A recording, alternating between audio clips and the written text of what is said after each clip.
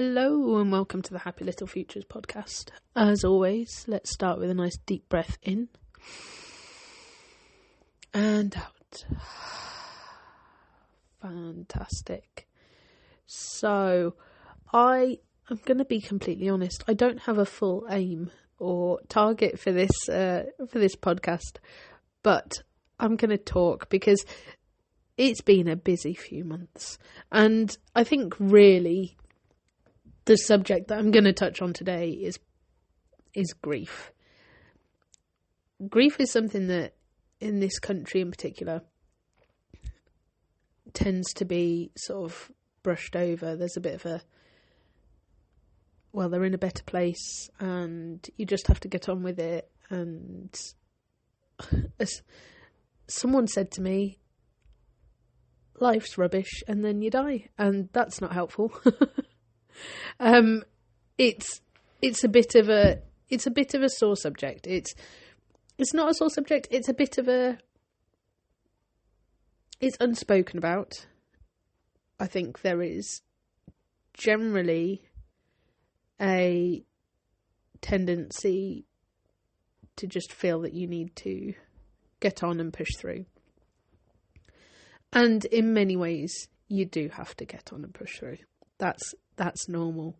However, that doesn't take away the pain. That doesn't stop it from hurting. That doesn't stop you from missing someone that you love. It doesn't stop you from grieving for something that could have been. It doesn't stop you from a lot of things. And that can really start to get you down. It's been a rocky year here. In many ways, we've lost a loved one who I was very close to, and considered as a sister, and that's been extremely hard. We've had a lot of sort of new beginnings with our littlest starting school and stuff like that too, and I also got diagnosed with ADHD, which is what I've previously spoken about. And in amongst all of this, I think there has been sort of layers upon layers of different types of grief. Sort of the obvious one with having lost someone very close to me, and the other ones with emotional grief, sort of new beginnings, not having that toddler era anymore, not being able to see the kids as much, with sort of things that could have been different in my childhood, that could have supported me more, things that maybe if they'd have been in place initially, if it had been recognised sooner, I might not have struggled with as much anxiety and sort of depression as I have done throughout my life. And that's a lot of different layers. So, how do you cope when grieving? I think that's a tricky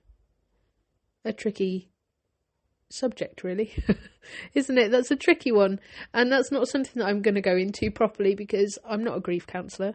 I'm not a specialist on grief. I'm someone that's living with grief.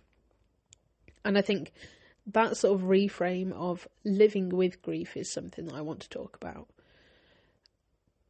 Because the more I've had conversations over the past few months, the more I have come to find other people with similar approaches to grief, the more I've sort of spoken to friends who run grief groups. I have spoken to people who live with grief, who have sort of lost people recently, people who have lost when they were younger, and I feel that in general there is a conception that there is a misconception, maybe is a better way of putting it, that the way to stop grieving is to just get over having lost someone, get over having not have had the lived experiences you could have had, get over lots of different things. And as I've spoken to friends and people and sort of been on my own journey, I've started to come to the conclusion that actually, for myself, and this is a very personal thing, this is a subject that is obviously a little bit tricky to navigate with some people, because there's cultural differences, there's sort of lived experience differences and things like that. But for myself, I have started to learn that for me, actually, it's not about getting over the death of a loved one. It's not about getting over that loss of what could have been. It's not about getting over sort of the changes in life situation and the fact that my kids aren't around right now and it's the middle of the day. It's not about all of that. What it is about, for me personally, is about becoming friends with that grief. It's about learning to live alongside that grief. And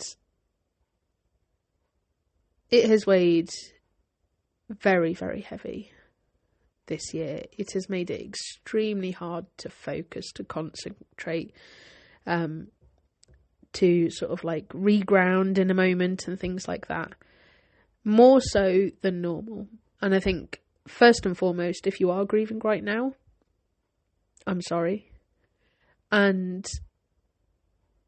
you're doing everything you can. Like, don't push yourself.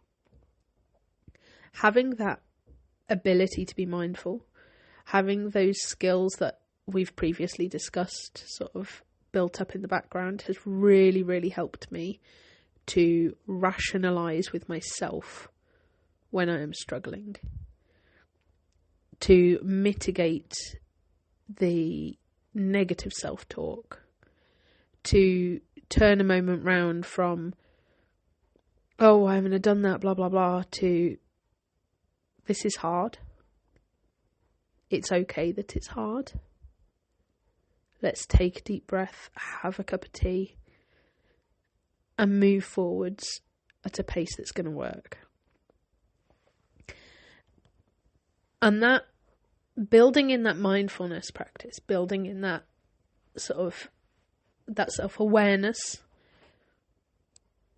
makes a big difference. So I'm just going to take a moment now just to thank our sponsor, Rowan Fox. So Rowan Fox Clothing is a fantastic sustainable clothing brand, and it's full of all sorts of wonderful wildlife inspired drawings and pictures. And if you head to rowanfox.com, you can see their full range of clothing and mugs and all sorts, and they make the perfect Christmas present. So definitely go and check out that. So the day after I lost one of my close friends, I had to go and do a sound bath. And I was in two minds. It was my big first year celebration sound bath, and I was in two minds as to whether to go or not. Ultimately, there was nothing I could do about having lost her. There was a big part of me that wanted to just curl up and cry. There was another part of me that wanted to hold on tight and just sit and be with my family. We had to hold off telling the kids for a day or two for various reasons. They wouldn't have seen her at that point anyway, so it was okay. And I needed to get through the sound bath, ultimately. I made the decision that I needed to get through the sound bath. The wonderful thing about the community that I've started to build through Be Still with Lucy, if you're in Birmingham, check me out for sound baths, is that everyone is very... Everyone's very empathetic. Everyone looks out for each other. Everyone's very similar in their sort of interests, and it's become a really wonderful community. And actually I decided that I would be safe with those people that night. And I went into the sound bath and we were doing cacao. And I sat there and I said to everyone, sort of stuff that I normally say, stuff's going to come up and out, and that's okay. As we're doing cacao as well, it can bring up a little bit more, sort of really shifts your heart space, opens up that heart space. And I said, and just so that you're aware, I said, I've lost someone very close to me, and it's very raw, so I might also be crying. And at the end of that sound bath, I had, I think, at least 2 people come to me and say, I've lost someone very close to me. And I actually really needed that today. Not only the sound bath, but to know that I'm not alone, sort of thing. And that was so powerful. And from that moment on, I sort of recognised that actually it's not something I need to hide or be ashamed of, which is sort of how I feel that we can sometimes be taught to live with grief. And especially for myself, there is a thing that I learnt in my ADHD assessment, funnily enough, called disenfranchised grief, which is where you're sort of like, it's where you're grieving, but it's almost not acknowledged. So it's for someone that, like, you're grieving for someone, but it might not be a blood relative. In this instance, it wasn't a blood relative. I had certain people around me sort of like not using that, but sort of mentioning that and going, well, what about this person that is related to them by blood and stuff like that? And it's like, that doesn't make it any easier for me in this moment. And I think that was, I think to have other people around you and to realise that actually it's okay to feel grief. It's okay to struggle and need support and want to talk about it and just need a hug. That was a big realisation, and that happened that night at that sound bath. And I mean, we're talking like 4 or 5 months before I found out about disenfranchised grief, which I've struggled with my whole life, it turns out. But that was a big thing. And from that moment on, I sort of tried to hold that a bit closer. And like I said, that mindful awareness from then on of actually, yeah, I'm not alone in this. People do struggle with grief. Grief is a big thing. And it's not something that you can just click your fingers and get over with. Just like depression, it takes time. And you're not necessarily going to get over it. But you will learn to live with it. And as the months have gone by, learning to live with that moment of really missing her, and then recognising that I can still talk to her. I can still sit and remember those happy memories fondly and be thankful for that time that we had together. That's a big thing. And I think that is something that shift in mindset has really created, is the ability, when things are feeling heavy, to sit back, take a breath and go, this is a reminder that you loved someone. This is a reminder that you've had those lovely times and it's fantastic. And it's okay that it hurts, because it will hurt, because there aren't any more happy times with that person to come, but we can sit back and remember. And navigating grief with children has been extremely difficult as well. And our youngest in particular is really still struggling with this concept and talks about it daily. the concept of sort of death and stuff like that. And that can be very heavy as a parent. So again, taking that deep breath and recognising with her that, yes, I know it hurts. I feel it too. But actually, we can move forwards together. And it's part of life. Having conversations, quite frank conversations in some instances, as she can be quite literal. So trying not to confuse with sort of the wrong language is hard. But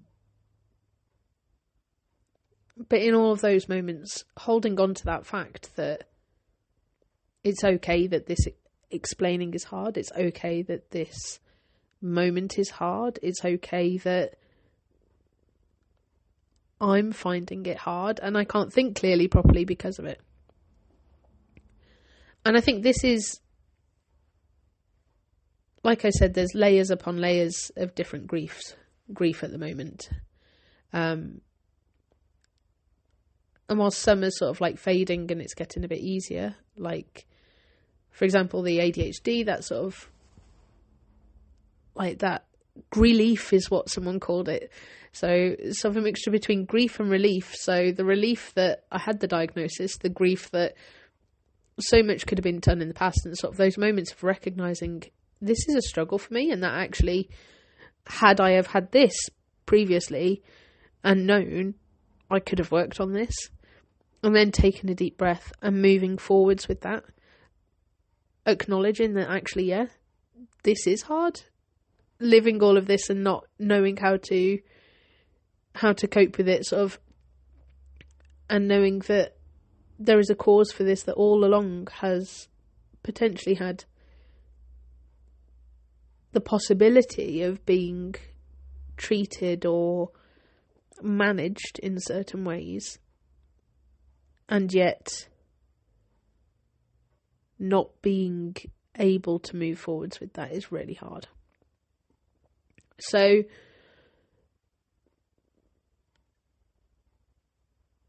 yeah, again, that sort of mindful awareness that, yeah, it's okay that you're feeling this right now. It's okay that this feels hard. That self-talk of almost parenting myself. And that is an ability that I have developed through both mindfulness, meditation, and through counselling. That makes a massive difference. And as a parent, I had a lovely conversation with someone recently. As a parent, there are moments all the way through of sort of gradual loss of our children. The gradual disconnect from them being within our body, in our womb, if you're someone that can carry babies, to the point at which they fly the nest, so to speak, they leave home. It's a very gradual process. There's always moments of separation. The moment of separation of body to arms, initially with childbirth, and then they need you less after that sort of 4th trimester.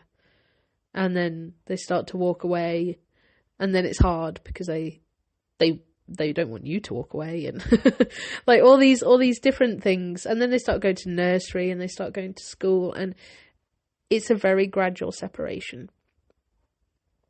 And it's normal for those hard feelings to come up in those moments, through all of those moments, through that moment where your baby suddenly just tells you what you need, what they need, rather than sitting there and you're having to sort of like use your mother's intuition. They suddenly become an independent person in many ways. To that moment where you drop them off on their first day of school and they don't look back, and they just walk in, and you're just left standing there wondering what you're meant to do with yourself right now. Whether they've been at nursery for however long or not, it doesn't get much easier.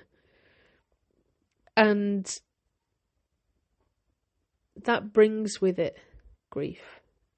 If you've been working and they have been at nursery all that time, you might find that you're grieving for time that you could have spent with them. If you've been at home, and like I've been fortunate enough to be self-employed all this time, so I have been, you might be grieving for that time that you're not going to have anymore. And in those moments, again, it's really, really hard, and it can lay really heavy. And it's all part of the process. And so learning to take that deep breath, remind yourself of a good time. If I'm struggling, I think back to playgroup, I think back to things like that. So I did have good times with them. I haven't wasted the time, because there's that self-talk of, I wasted it, I should have done more with them, blah, blah, blah. I haven't wasted the time. You did good. You did what you had to. And that's okay. This is part of their journey, part of your journey. That mindful awareness of where your mind is going.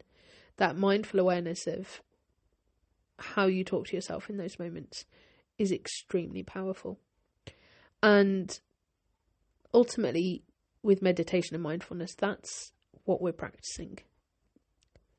That's what we're practicing when we are sitting in silence and noticing our thoughts and letting them go and bringing our attention back to the anchor. That's what we're doing when we're on the go, and instead of picking up our phone, we're looking at the trees, we're listening to the birds, we're feeling the sun on our skin, even if it's not very warm at the moment. That's what we're doing. Those moments are what help us to manage, help us to talk kinder to ourselves, help us to notice more readily those thoughts and feelings and where you're at. And that is why mindfulness and meditation is so powerful. That is why moving through these moments is such a gift when you've got that on your side. It's not easy. It's not the easiest thing to practice. As a parent that's sort of like, my husband's away at the moment a lot, and trying to find moments is extremely difficult. However, today I've had a rough week.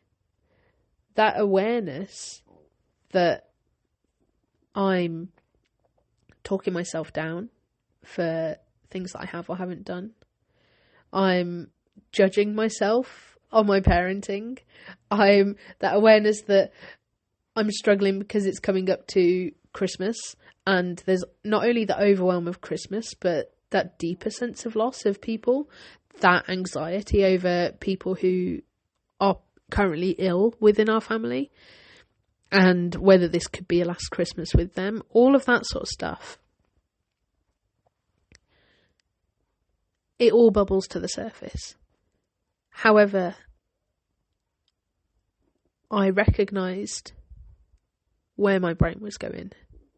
Instead of rushing in, and I also booked yoga this morning, got to yoga a couple of minutes late because of the traffic, but I was like, it's fine, I've booked on. And then the person said, you can't come in because there's too many people, because they'd let more people in than should have been. I walked out and burst into tears. It's one of those weeks. And in that moment, I was like, what do I need? I was like, actually, today, what I need is just time. I need to slow down. I was going to go and see my grandma, but emotionally, I feel that is a lot. She's currently in a home and struggling with dementia.